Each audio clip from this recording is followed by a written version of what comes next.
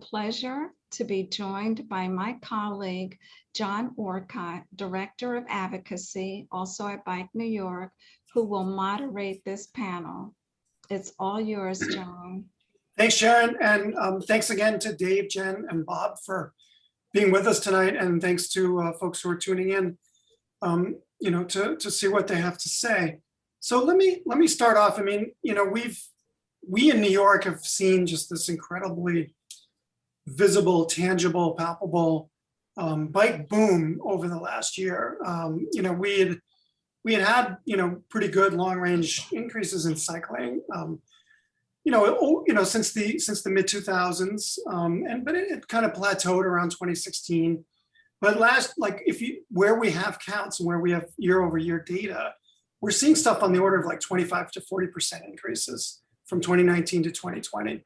And I'm really looking forward to getting some of the data this summer to see where we're going with that now. But some of the preliminary stuff we're seeing from the spring and summer suggests we're still going up. People are going back to work, but they're maybe not getting back on mass transit, and they're still staying on bikes. So I'm curious, Dave and Jen, you're in Colorado, in Denver and Boulder, and Dave sounds like you get around the state quite a bit. And Bob, you're in Wisconsin some of the time, and other places at other times, including Pittsburgh, which is a pretty good up and coming cycling city. So what does the bike boom look like to you guys as individuals where you are? Not even necessarily as industry representatives, but just as people who are out on bikes. What does it look like and feel like to you? Anybody want to just start off? Sure, I'll jump in. People for Bikes is headquartered in Colorado. We've got staff scattered throughout the Front Range and quite a few more around the country. But here in Colorado, our trail counters are exploding. Our trailheads are overcrowded. Lots of folks out on bike paths, bike lanes. You visibly can see the difference. So obviously from an advocacy perspective, we think that's nothing but opportunity to take these folks into the advocacy realm to advocate for more and better cycling.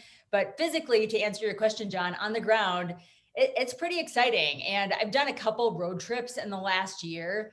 And anecdotally, of course, seeing it also across the country. I did a Midwestern road trip and a Western road trip. And you really do visibly see more people out riding bikes. I would agree with that. I mean, I think you can, it started anecdotally, right? I mean, sitting on Zoom calls last March, wondering what was going to happen to the cycling world, started to see people ride by my window who clearly were on a bike that hadn't been out of the garage for 13 years. They had a Mountain Dew bottle in the water bottle cage and no helmet. And, their kids were trailing along maybe on a couple of department stores bikes. And these were people, families that were out that hadn't been riding for a long time. We all know that riding a bike is a progressive thing. And, a few days later, you'd see that same family with helmets. And then a few days later, they actually had real water bottles. And then the data started to come in. So, there's a lot of good data out there, as Jen said, on counters. Eco Counter, I would encourage everybody to go on Eco Counter's global site and take a look at some of that publicly available data and business intelligence data there. It clearly has just exploded. And I've seen that in Madison, Wisconsin, in Tucson, Arizona, and in Pittsburgh, Pennsylvania, which are the three communities that I spend most of my time in. Yeah, and I would say that looking at the Denver metro area, which is where I spend most of my time the past year and a half due to travel restrictions, but there are more people on the bike paths, cycling, walking, running, but there's no question that the number of cyclists that roll by our offices, which are right across the street from one of the main bike paths in the city, has increased exponentially. And so it's been pretty exciting, even as far as the walk-in business that we have, with having a retail store on site within our premises has gone up dramatically, and just in every way, being out riding around Denver, I'm seeing phenomenal growth in the number of people on bikes, and so that's been exciting. I think the challenges for Denver, for instance, are accommodating that growth. And so that's where I think, people like Jenn and the Bicycle Colorado organization and advocacy organizations around the country are going to have to, potentially respond to some of this growth to try to assist with the accommodation. But ultimately, it's just super exciting to see. And last year in, March, as everything started to unwind, I saw people tend to stay away from the paths, but then progressively as the year went on, that definitely ramped up more and more. And now it's just super exciting to see the number of people out there on the bike paths and on the streets of Denver riding their bikes. So And does it seem like it's sustaining as you come out of winter, as you came out of winter this year, the way that you saw it last, say, July, August, September? definitely, no question. And, not only sustaining, but I think as this movement has happened with families and people in general just trying to get outside. And, I think there have been a lot of life changes made as a result of what's happened the past year and a half that have caused people to just want to change their lifestyle. And so, and it's become something that has really become progressive with, I think, a friend gets a bike or a family next door gets bikes and the whole family's going out riding. Now you want to do that. And so we're seeing a lot of that happen. And I think it's not only sustaining, but I think it's going to continue to incrementally increase. So we're very, very stoked about that. So I think Go the ahead, data Bob, please. bears that out, right? I mean, if you look at the Rails to Trails data, which is, that's consistently up as well. So there's actual physical data. And I think the difference here for this bike boom, as we're calling it, compared to earlier bike booms is there's been 20 years of advocacy work, and there's a lot more cycling infrastructure that's on the ground now that was there and ready to receive people when they started riding their bikes again. So even though we have a long way to go, we're a lot further along than we were in 1978, the last time we saw this kind of thing happen. Yeah, So, because we were nowhere then. right, exactly. Where to go but up? Absolutely. Sorry, what'd you say, Jen? Nowhere to go but up. But Bob's right. Echo counter, Rails to Trails counter, our People for Bikes ride spot counters, all such promising data. Last fall, we surveyed all these new riders to get a feel for their propensity to keep riding. Especially, we were worried going into daylight savings time and winter and traditional times where we see it, plummet when people go inside and jump back in their cars or take a different mode to work. So we were worried about it. And between 63% and 75% of new riders said that, they're 63 to 75% likely to keep riding one time a week or more. So it was biking for transportation, biking for recreation, commuting, and then of course indoor cycling. We surveyed all four of them, and the numbers were so high that Dave's right. Like, new habits have formed. People bought a new bike or used bike or refurbished that one that was, flat tires and cobwebs in the basement, and they're out there and they're loving their bike. So we're really encouraged by it too. Was that a national survey, national sample? It was a national sample, yep, of general population. And it's like, how often riders plan to ride next year? 75% for bike commuting, 73% for recreation, 63% for transportation. All of those reporting they'd ride one time a week or more. So that's encouraging. So, Bob, sorry, go ahead. I was just going to say, I think the entire trend that's happening is just incredibly exciting for all of us. And for me, it's something that, being in the industry and being a leader in the apparel sector of this industry, we're selling more than we ever have to the general public. And so I think that trends right along with what's happening. So our data follows all of this precisely as well. Interesting. Yeah, so Bob, you're in the leadership of one of the America's biggest bike companies. So is it the best of times with all this demand, or is there sort of a worst of times issue with with the supply chains, which go back to Asia, and which were the first, which the first region in the globe affected by the pandemic, and sort of how's that playing out? I mean, we get the periodic headlines about the long waits to buy a bike, and just people, last spring or summer, people were like, we're doing 4 years of business in 2 months, which is great, but then you need to keep doing it. So how's that look from sitting there at the top of Trek right now? Well, I need to qualify that. I am definitely not at the top of Trek, but Okay. I am close enough to be able to see a little bit of what's going on. And you're right. It is the best of times and the worst of times in that everybody wants a bike, and we've spent many decades getting our supply chain streamlined and efficient, like the rest of the world's manufacturing.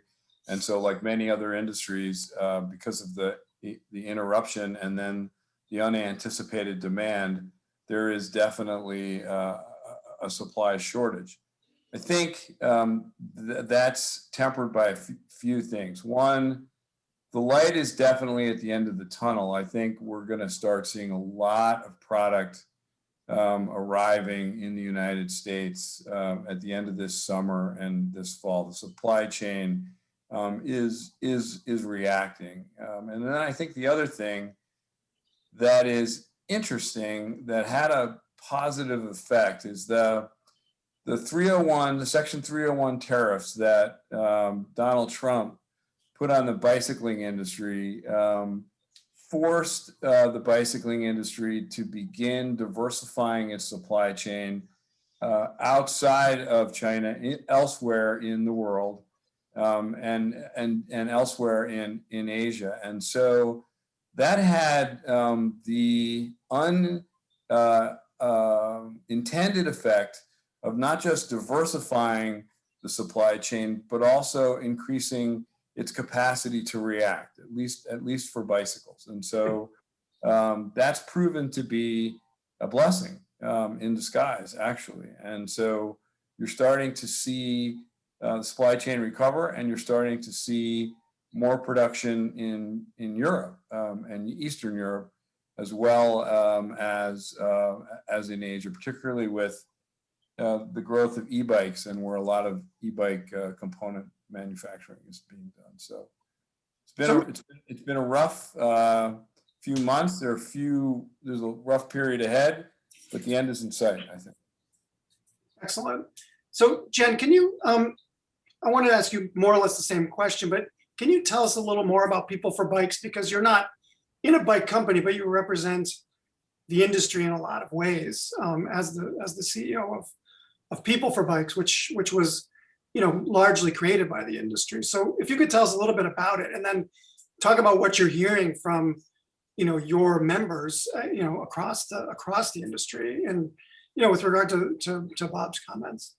Sure, happy to. Thanks for asking, John. So People for Bikes, we're a national bicycling nonprofit. We have 1.4 million members, and our mission is to put more people on bikes more often and to make biking better for everyone. And the bike industry 21 years ago came together. They set competition aside and said, let's, rising tide lifts all boats. Let's grow participation for everyone. So we have the great fortune to have both nonprofit programming for cities to increase their bike networks and to rate how they do their work. And we also are the industry's trade association. We have a 501c6 and a 501c3.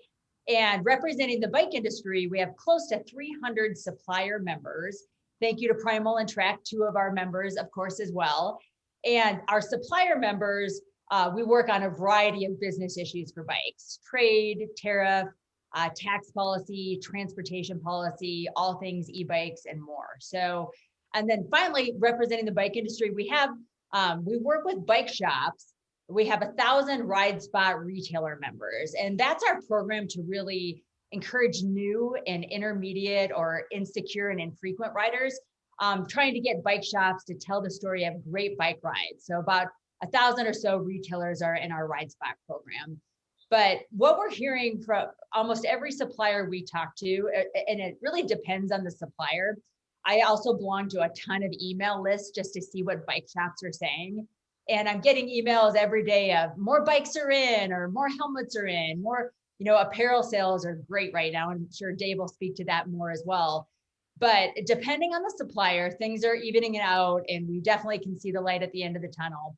Most suppliers say it will take all of this year and maybe even into Q1 or Q2 of next year for things to sort of really catch up. But certain categories of bikes, like kids bikes, those supplies are back in store, and we're seeing those turn around a little bit faster. Interesting. So yeah, Dave, so how does it look to you? I mean, a lot of people talking about this talk about the bicycle, but but obviously you walk into a bike store, there's a variety of products, and you're in cycling clothing, and you guys have all mentioned helmets at times, and did you have that kind of same supply interruption that we saw with the actual bicycle and parts? We definitely did have some fairly serious interruptions, and it was based primarily due to Italy. And so we get all of our chamois, all of our gripper, thermal fabrics out of Bergamo, out of Verona, and Italy, due to its situation being so severe, basically just shut down. Right. And so our suppliers for these items were not producing anything. They were actually not allowed to operate for a period of time. And so that's where we saw the biggest challenges, because of the fact that we've got a constant stream and orders of those things in place.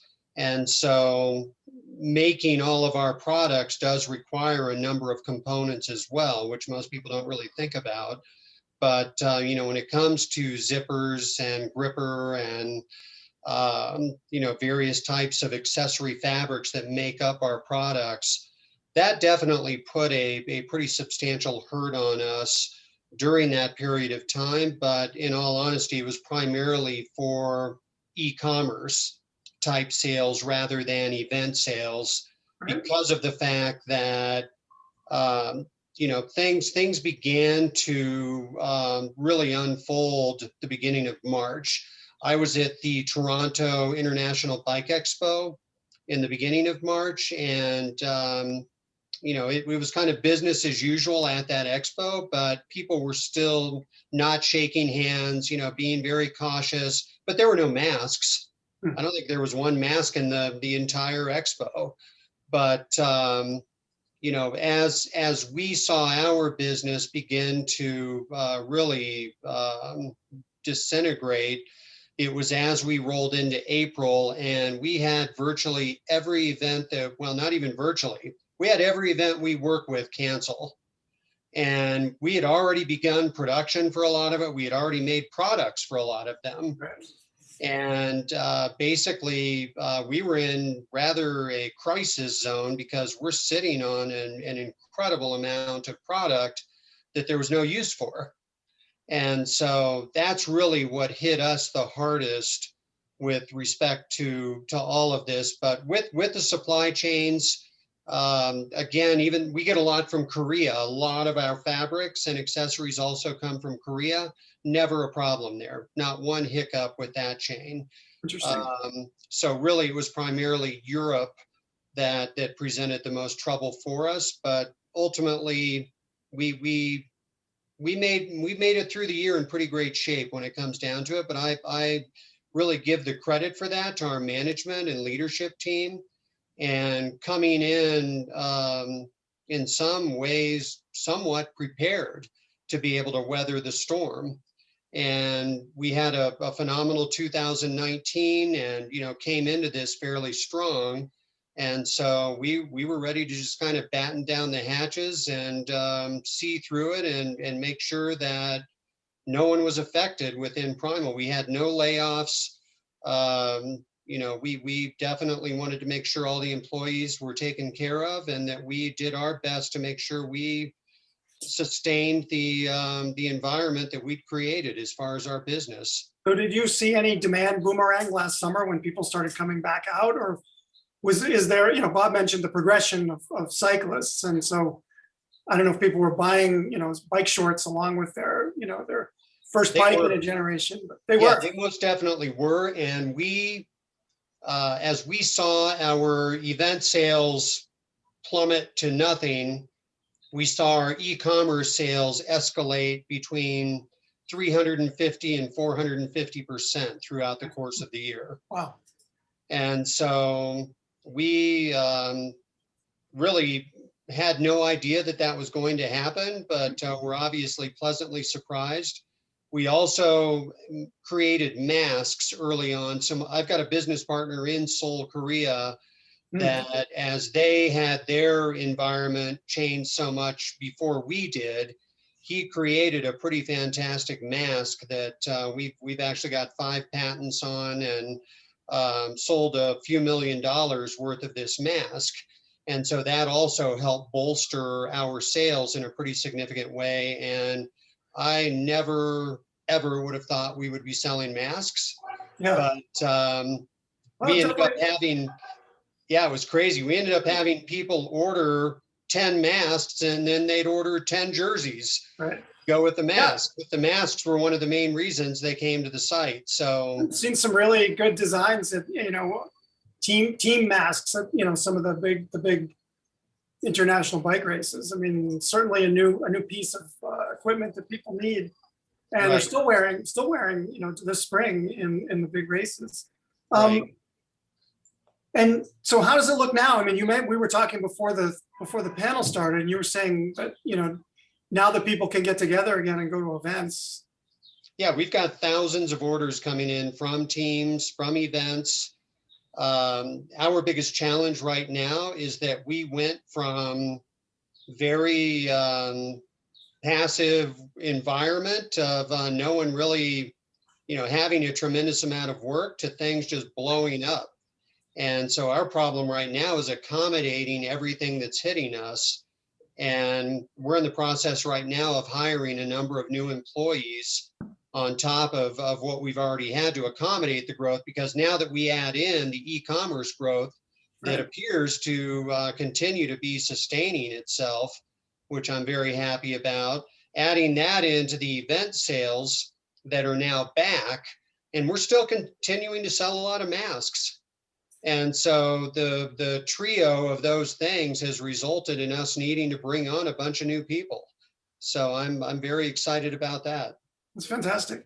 So Bob and Jen, I'm curious how this sort of the boom in demand, and I know, there's issues meeting it, but how does it look across the sort of different types of bikes? You guys have mentioned e-bikes a few times, but like road, mountain, urban sort of, practical bike, how, is it all across the board, or is it focused in some segments of the bike, the bike world?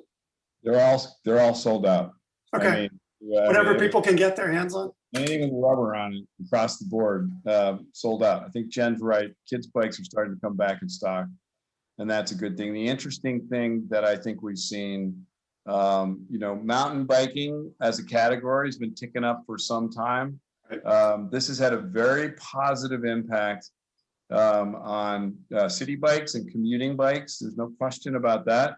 And e-bikes in particular, e-bikes also, right, as a category, we're seeing significant gains.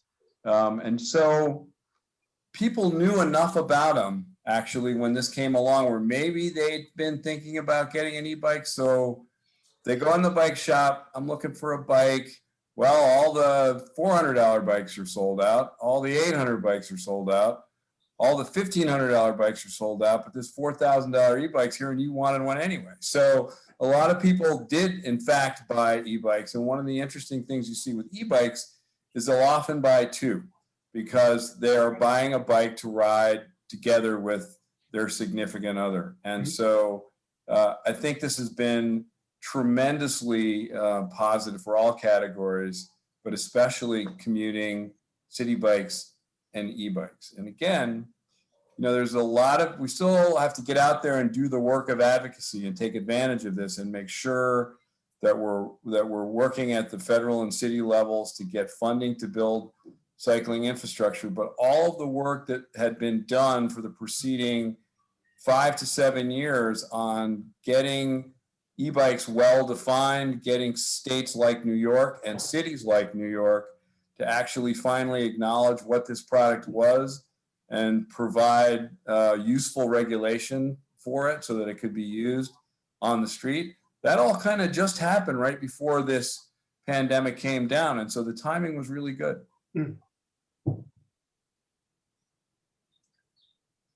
Jenn, you look frozen there. Are you still with us?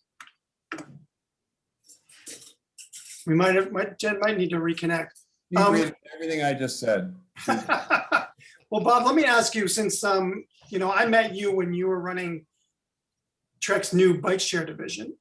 Right. And we have seen record use of City Bike here in New York, partly because City Bike's been expanding for a couple of years after that issue sitting on the mayor's desk for a while, but partly just because if you don't have a bike and you need a bike, it's there, at least in some parts of town.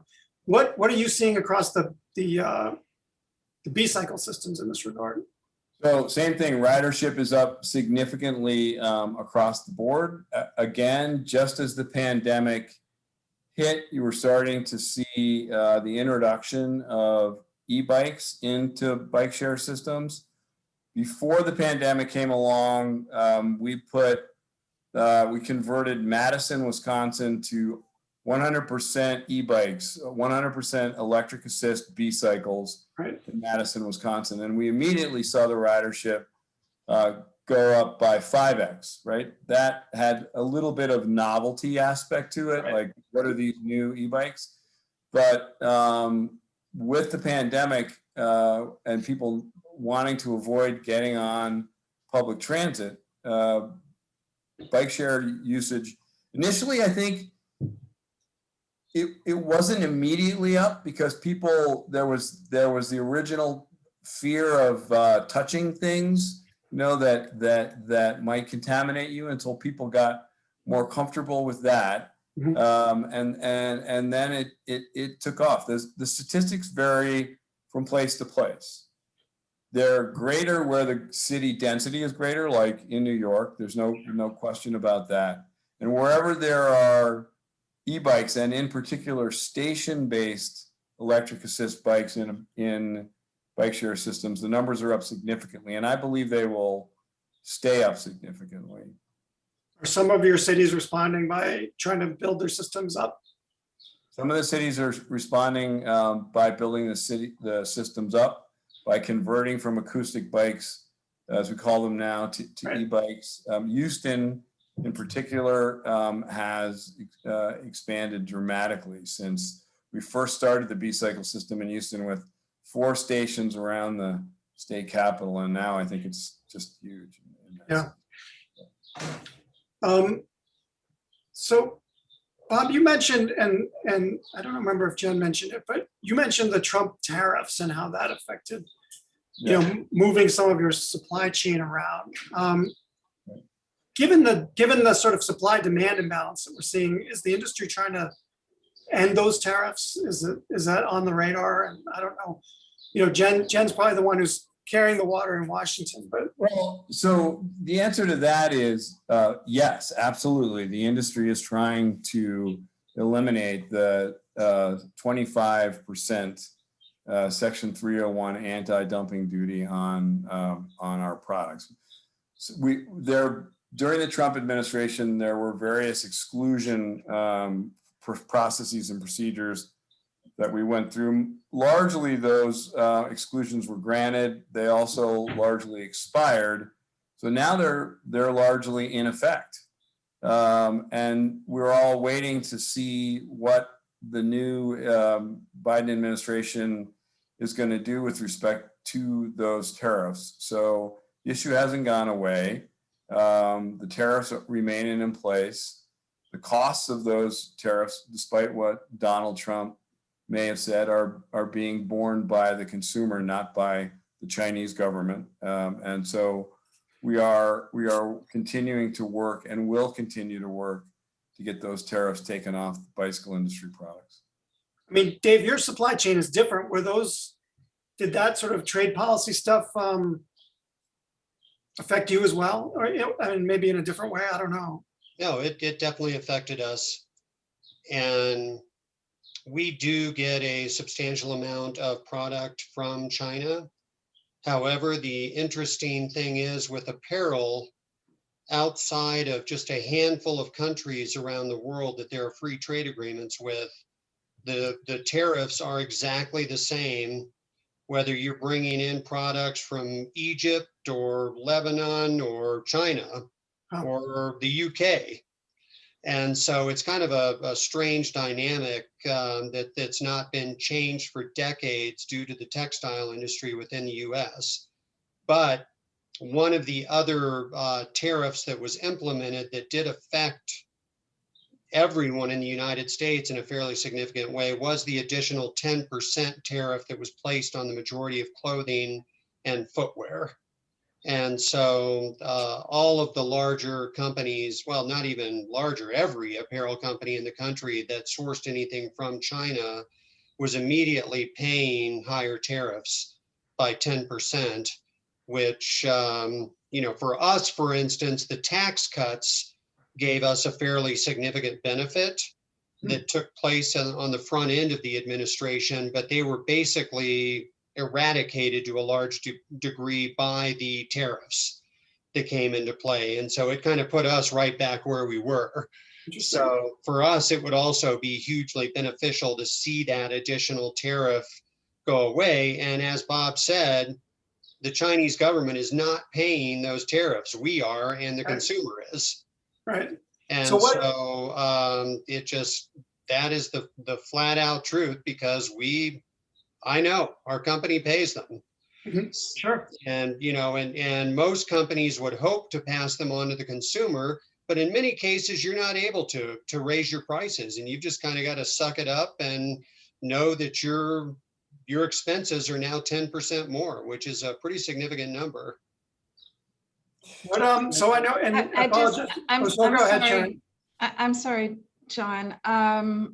Jen is going to be calling in. I do apologize. She got knocked off her internet and is having some internet issues, but she will be joining us. I just wanted to let you know. Okay, thanks. Appreciate it. And hopefully that will happen soon, because I wanted to ask, I mean, we're pretty much got the first half of 2021 in the books already. And, I'm not, and maybe you guys are not enough on the front lines of these policy things, but maybe you are. Like, what's holding up the idea of doing something about these? The new administration, right? So there, we have a new trade representative, and she has not really yet laid out exactly what how she's going to translate. Biden remains bullish on trying to encourage U.S. manufacturing. Right. I think we can say that the policy relationship with China didn't magically change. With the change in the administration. Sure. So exactly how that's going to translate to down to the nuts and bolts of what products are going to be coming out of China, are going to get what duties. The administration just hasn't really gotten there yet. We think that there's going to be a more streamlined blanket exclusionary process that and the presumptions are going to be shifted a little bit, so that if the administration doesn't respond to your application, then the exemption process is granted. But that's getting a little far in the weeds. We just don't really know yet what they're going to do. We expect to know soon, but not yet. It's interesting. So we have been reading about some of the industry's attempts to deal with some of the supply issues. And you mentioned more production in Eastern Europe. I saw a piece about carbon frame production in Portugal recently in the New York Times. Are you guys going in that direction? And I know Trek has always retained, some degree of manufacturing in Wisconsin itself. Is that something that you guys have taken a look at in either the bike or the apparel side?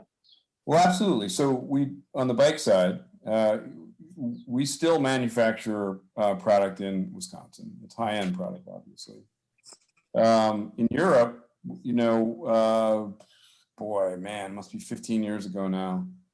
We bought the old Diamant bicycle company in Hartmannsdorf, Germany, which had been one of the oldest bike company in Europe, but it had been behind the Iron Curtain. And then when Germany got reunified, we bought it from the Villiger family, and that factory has grown significantly, so that we are now building a large number. I don't know the exact number, and I probably shouldn't say it even if I did, but we're building a large number and an increasing number of models of bicycles in Germany. So it's not just sourcing diversity, but it's vertically integrated diversity as well. Mm-hmm. Interesting. Jen, welcome back. Sorry about that. No, it's all right. It happens. Well, 12 Zoom calls today, and the only one I need to make sure I'm 100% connected to. Of course, the whole house goes out. So my apologies. I'm back on my phone. So. Yep, we can tell. So Jen, give me a sense of, we've been talking about Trump tariffs and some of the policy issues around that and the new federal administration. But, and Bob set it up nicely by talking about how the advocacy, over the last whatever period of time has helped set, a much higher floor on what we can do around increase in cycling in cities and metro regions and states, et cetera. But also that, we were starting to get e-bikes settled in, slow moving states like New York just before this all happened. But like, and maybe there's no one answer, but what are the sort of main policy thrusts now for People for Bikes, for the industry, as you represent it?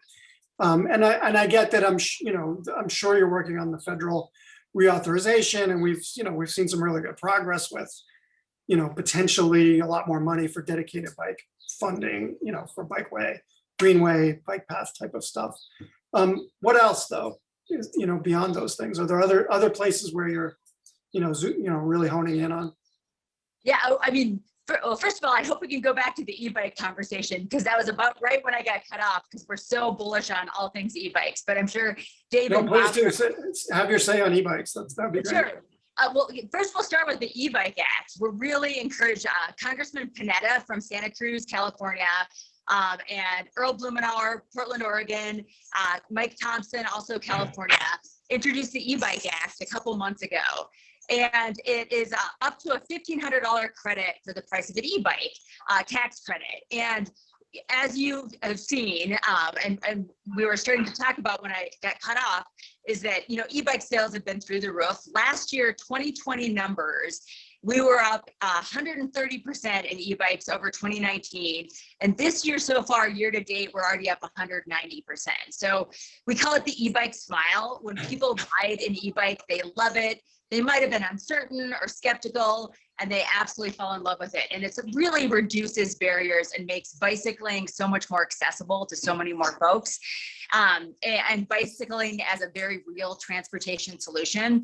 And the thing that we're so optimistic about with Congress and the new administration and the new Congress on both sides of the aisle is that people are really seeing bicycles as a solution to so many problems that our communities face. And seeing bikes as a climate solution, transportation, mobility, equity, public health and wellness solution, you name it. So right now, the transportation bill, both the Senate transportation bill and the House transportation bill have a ton of great things in there for bikes. Funding, new programs, new eligibilities. One of the projects or one of the programs that we're the most excited about just got inserted in the Senate version of the transportation bill, and it's connecting bike networks. And that's a big part of people for bikes work, is not having, you know, piecemeal bike infrastructure.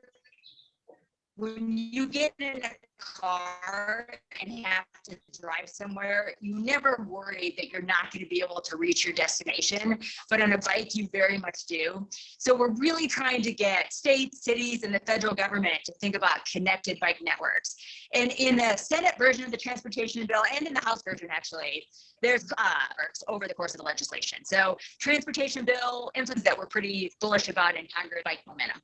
No, I mean, it's great. And Bike New York has been part of that Greenway stimulus push, you know, and we happen to have the majority leader for the Senate here. So we feel pretty important in that regard. But Yeah, thank you. Hey, John, you know, the other thing that if I can just jump in here. yes, please. The other thing I think all of us on this call need to really pay attention to as this legislation makes its way through Congress is both bills have provisions that make it much more difficult for states to divert TAP funding, right? Yes. So one of the things we see is there's all this transfer TAP funding that go to states and they can divert up to 50% of it. And they just love to do that to build roads. And Wisconsin is one of the worst offenders of that, which is why I'm so focused on it. Both bills have provisions that make it much more difficult for states to do that. And we need to make sure we keep that in those bills as they move through Congress. Jen, are you guys trying to roll that e-bikes provision into the big transportation bill? I think there's probably a lot of different vehicles, actually. And because so many more folks in this new Congress and new administration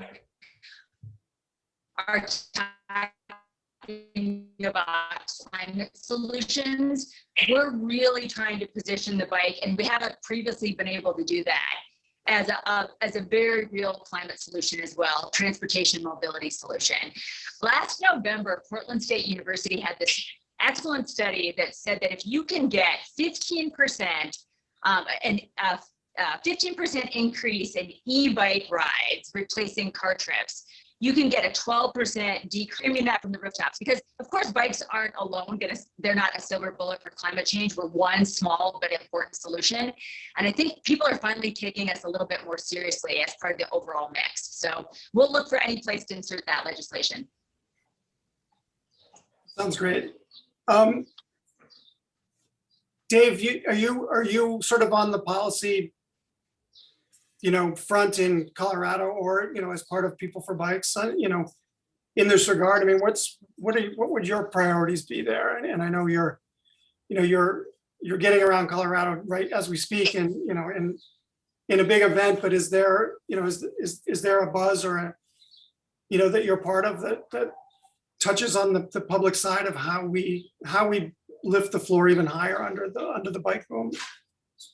Yes, and looking at the environment in Colorado and nationally with what People for Bikes is doing, what the state advocacy groups are doing, even organizations like Trek with their advocacy efforts, it just makes a huge difference in the overall scope of where we're headed.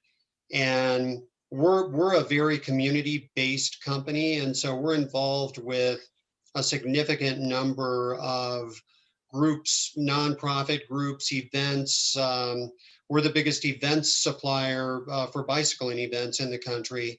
And so, you know, as I mentioned earlier, before we started this, I'm currently on Ride the Rockies.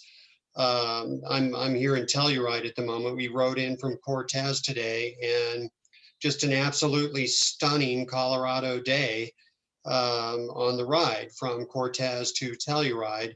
And I'll tell you, Ride the Rockies sold out for the first time in a few years with no problem.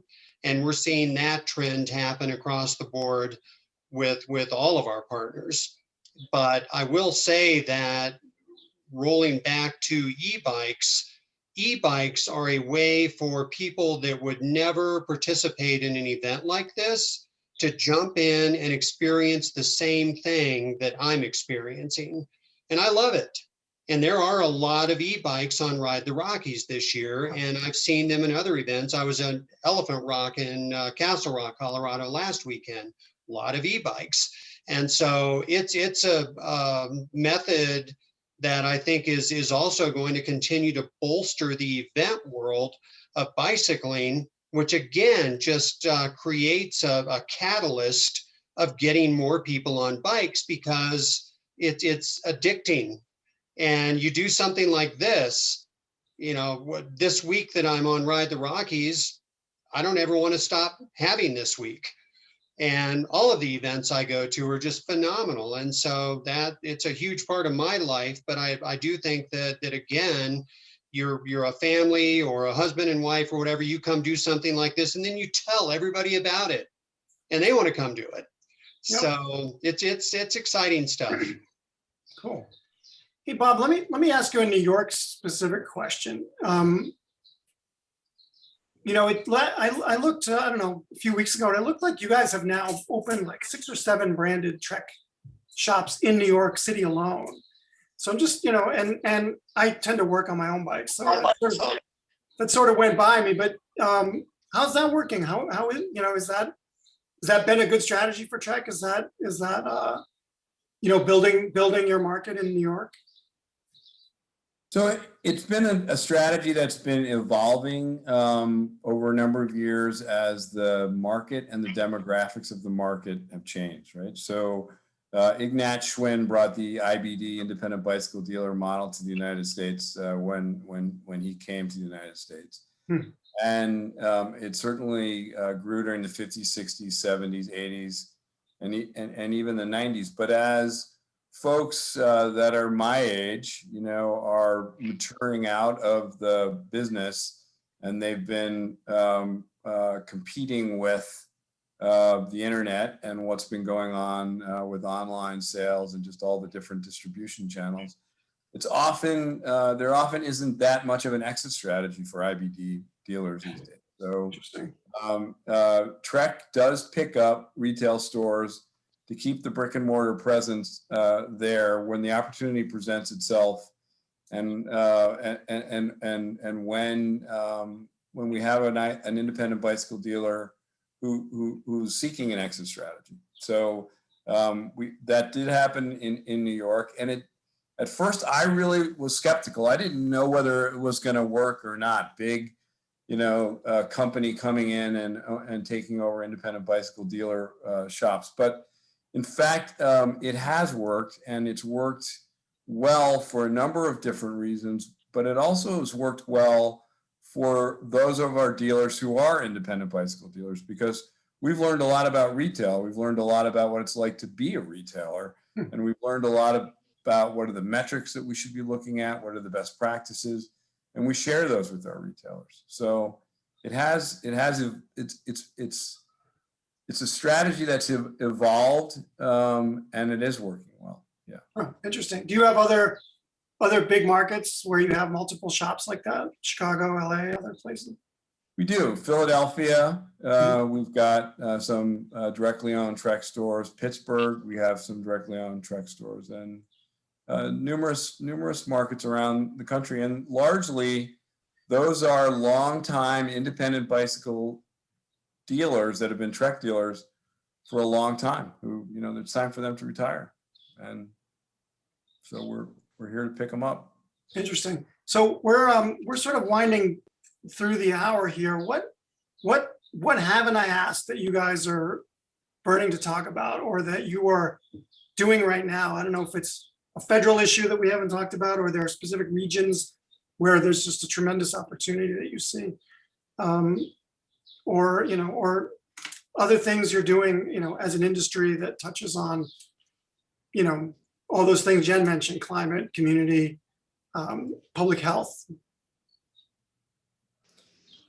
Go ahead, Jenn. Go ahead. Thank you, Bob. I would say that as an industry, we're really thinking about all of these new riders and the opportunity to, keep them riding, keep them on their bike, and really reducing barriers for cycling. So of course, infrastructure is our number one play in the playbook, capitalizing on this moment in time for more and better bike infrastructure. And so grateful to Bike New York and the dozens, if not hundreds of advocacy groups across the country that are also meeting this moment, capitalizing on the opportunity and making safer, better, more connected bike infrastructure.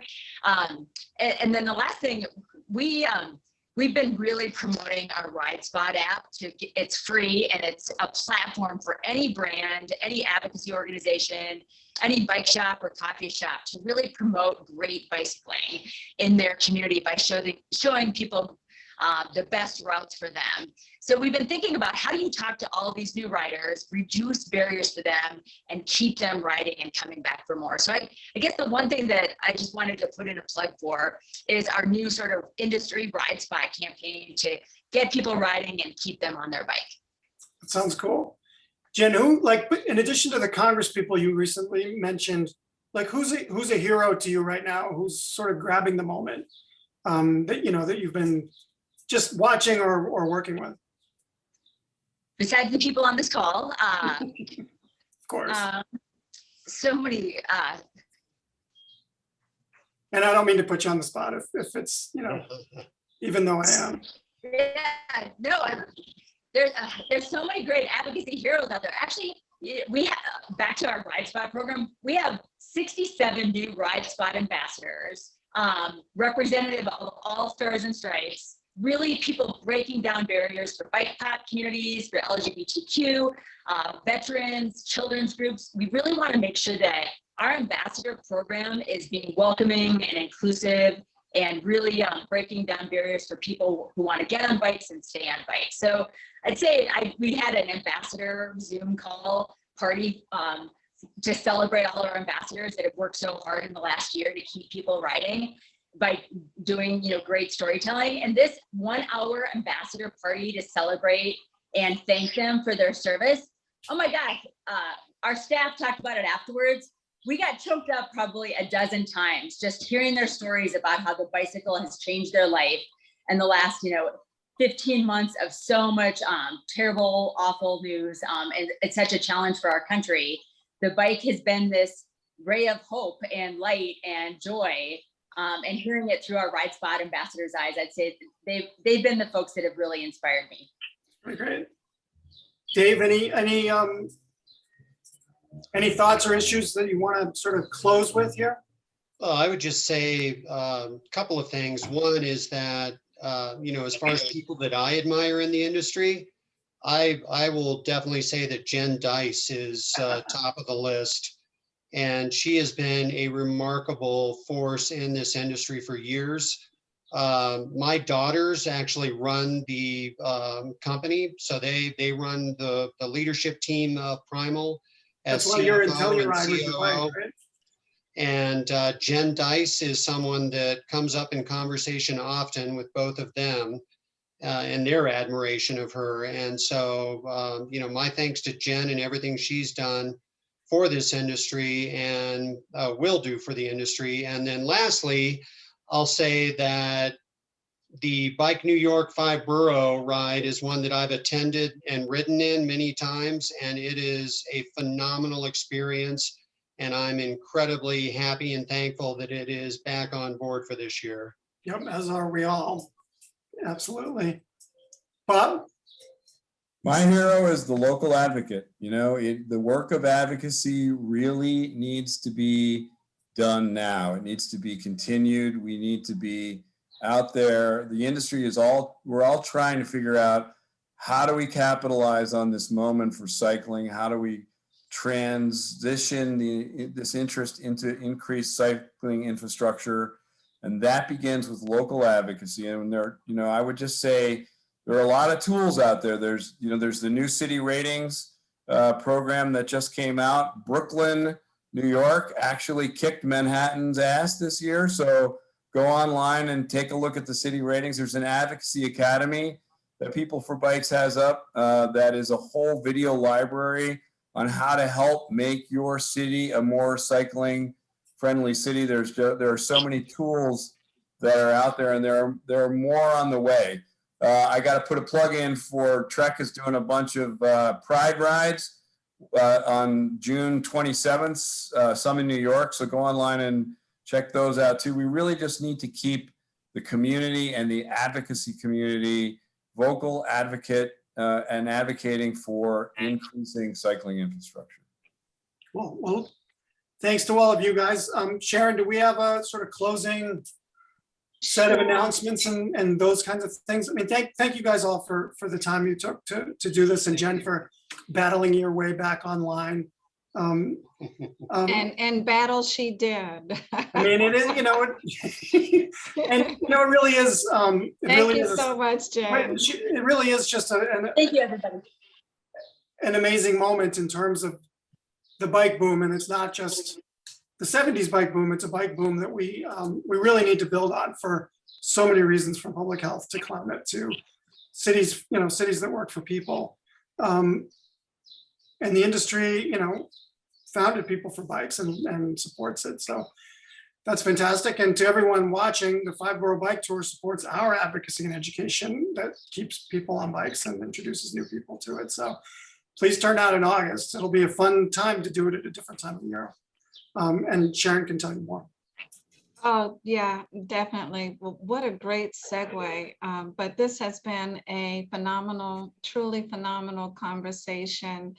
And on behalf of Bike New York, we want to thank Bob and Jen, as well as Dave, for sharing their time with us this evening. And thank you so much, John, for moderating this panel. And of course, none of this can happen without our audience. You're here with us and you're supporting us, and that means that we're moving in the right direction. And you should also consider donating to Bike New York. Just go to our website. Don't forget about the 5-Borough Bike Tour, August the 22nd. We're really thrilled and excited. Make sure you pay attention to our Twitter and Facebook and website. We're going to be ready to receive you. It's just been far too long. And lastly, I just want you to know that this is the Last Spoke series until the fall. We're going on a summer hiatus, and that'll give us even more time to make sure that all the preparations for the tour are right where we want them to be. Bob and Dave and Jen and John, thank you so much for this evening, and thank everyone. I thank everyone personally as well for attending. And that's it from us at Bike New York. Thanks, guys. See you in the fall. Get out for a bike ride. See you in the fall.